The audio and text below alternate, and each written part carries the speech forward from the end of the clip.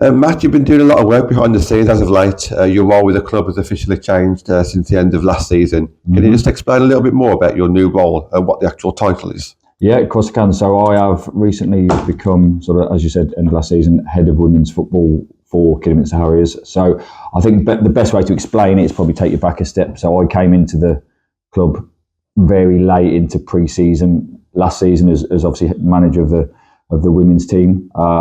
Sat down, spoke to a few people around the club, and decided the plan was going to be over a 2 to 3 year period, almost a rebuild first year. So get a team together, compete in the league where we could.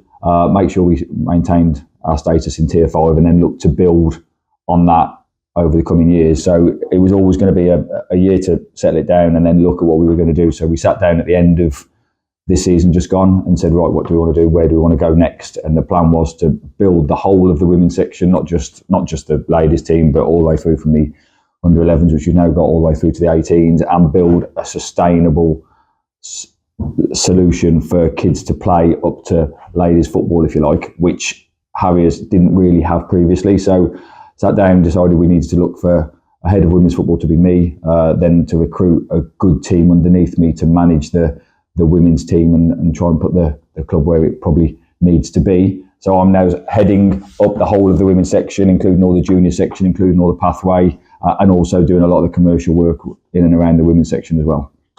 That's great, Matt. Yeah. On the 6th of June, you advertised it as a new era. What kind of thing would you expect to see then as a fan going into this new era? What kind of things will be changing? I can see quite a few backroom staff have changed as well. Is there anything else to be looking out for? I think, like I've probably put on socials over the last sort of couple of days, John, what we're trying to do is build a professional environment for players, supporters, anybody involved with the club, if that makes sense. What we need to do is to put Kidderminster Harriers where it needs to be, is build that team around us. It's not just a manager, it's not just a coach, it's a whole section, if you like. So we've now got physios involved, we've obviously got social media, a lot more focus on that. All of that ties into where we're trying to take it commercially as well. So by that, the more professional it looks, the more players we attract, the more commercial opportunities there are in and around social media and for people to get involved from that side as well. And the traction we're seeing, particularly on social media at the minute, is absolutely huge. I've got to be honest, there's a lot of noise around what we're trying to do, and that's because we've got some great people behind the scenes supporting it and helping us drive it. Linking in with the men's side is really important, making it the one club ethos so everybody's involved and we're all pushing for that goal of putting the team where it needs to be. You mentioned the commercial opportunities, and we'll go into that in a bit more detail towards the end. But the first person you brought to you was Andy Fisher. Obviously, you know Andy from a couple of years ago. What do you think him and his backroom staff will bring to the team? Passion is one thing that I think everybody associates Fish with.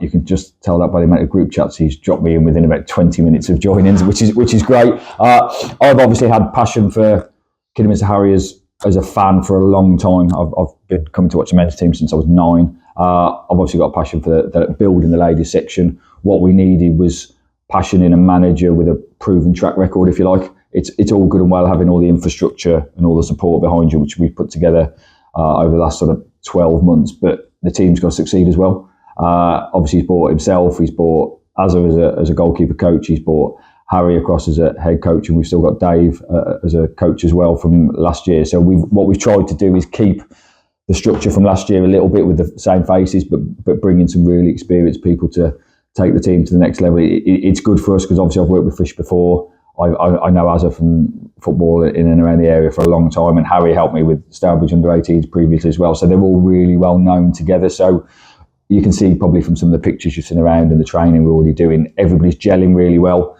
And it's a really good environment to be around, and Fish is obviously helping drive that forward. And the amount of interest we've had from players and social media and people and fans and everything else, just because of his arrival, has been absolutely huge, mate, to be fair. Yeah, it has been massive. A lot of people are talking about it within the West Midlands area, which is great, and that's where Kidderminster deserves to be, in my opinion. So you've recruited your team now and the people around you. What's next on your list for the summer?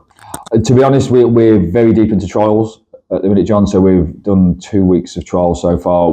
The applications and people we've been in contact with has been absolutely huge. So I think over the next sort of few weeks, we've got to whittle that down, have some good conversations and some difficult conversations as well, potentially, and look at the structure of how that looks team-wise, and also ensure that everything we've got is aligned in the backroom staff as well, which it is so far. We've got a few more announcements to make over the next few days about people that are going to be joining us, and then spend some time focusing on the commercial side as well, in terms of building the sustainability that we've talked about in terms of the club. That comes from a lot of finance, that comes from a lot of work behind the scenes to get us out into an audience where people want to participate, get involved and support it, basically. Yeah, well, on the club account, you mentioned the commercial opportunities out there. Do you just want to touch on that a little bit more then? So if like there's a fan out there, or a player parent, or a local business that wants to get into partnership with Kidderminster Harriers this season, how can they go about doing that, and what kind of opportunities are available?